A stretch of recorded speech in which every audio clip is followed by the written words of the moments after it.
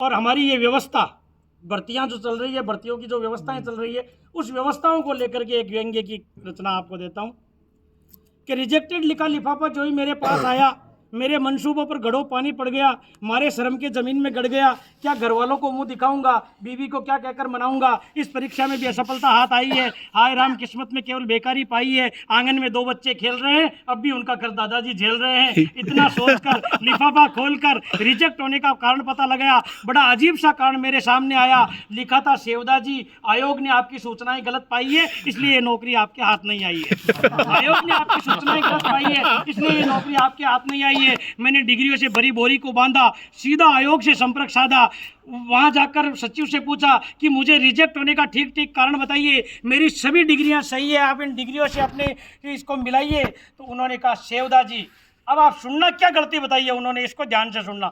उन्होंने कहा, सेवदा जी आपने परीक्षा के प्रत्येक स्तर पर सूचनाएं गलत भरी है। मूल फार्म में आप अपने आप को अविवाहित बता रहे हैं, परीक्षा के समय विवाहित पर चिन्ह लगा रहे हैं। इंटरव्यू तक आते आते आपने कमाल बड़ा कर दिया, इंटरव्यू फार्म में एक लड़का खड़ा कर दिया। इंटरव्यू फार्म में एक लड़का खड़ा कर दिया। अब नियुक्ति के समय 2 बच्चों का प्रमाण पत्र ला रहे हो, आयोग को दोषी ठहरा रहे हो।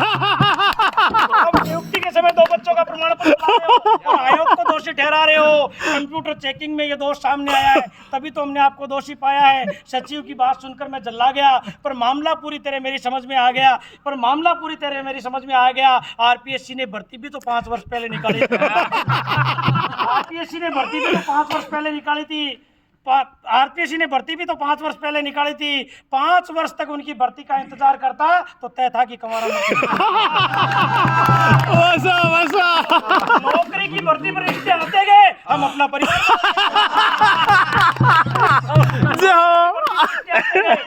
परिवार बढ़ाते गए। एक से हुए हम दो, अब हम दो हमारे दो के नारे के साथ खड़े हैं। नौकरी पाने की अंतिम स्थिति में पड़े हैं। अब भी सरकार नौकरी नहीं देती तो 3रा, 4था, 5वां, 6ठा फूल भी मेरे आंगन में खेलेगा, हम भी इस बात पर अड़े हैं।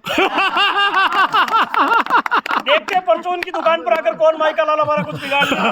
जनसंख्या नियंत्रण विभाग हमारा क्या बिगाड़ देगा। मंत्रियों के मनमर्जी की संतान सरकारी नौकर का इतना बड़ा इतना बड़ा अपमान। मुझ जैसे वक्त के सताए 2 बच्चों के बाप अगर जिद पर अड़ जाएंगे तो जनसंख्या नियंत्रण विभाग के भी तंबू कर 2040 की बात करते हम 2030 में 300। कौन सचिव से पूछे, कौन कंप्यूटर को समझाए कि 5 वर्ष आपकी भर्ती का इंतजार करता तो तय था कि कमारा मरता। सचिव जी नौकरी की भर्ती पर रिश्ते आते, जिंदगी के हर पड़ाव में परिवर्तन हो जाते हैं। वाह क्या बात है, बहुत बढ़िया। जिंदगी के हर पड़ाव में परिवर्तन हो जाते हैं। 5 वर्ष में एक नौकरी लगाओगे तो अविवाहित फार्म भरने वालों को नियुक्ति के समय 2 बच्चों के बाद क्या बात है। 5 वर्षों में एक नौकरी लगाओगे तो अविवाहित फार्म भरने वालों को नियुक्ति के समय 2 बच्चों के बाप ही पाओगे। रिजेक्ट करने का अच्छा बहाना है, इससे अच्छा तो विज्ञप्ति में साफ साफ लिख दो कि केवल बुजुर्ग कंवारों को फार्म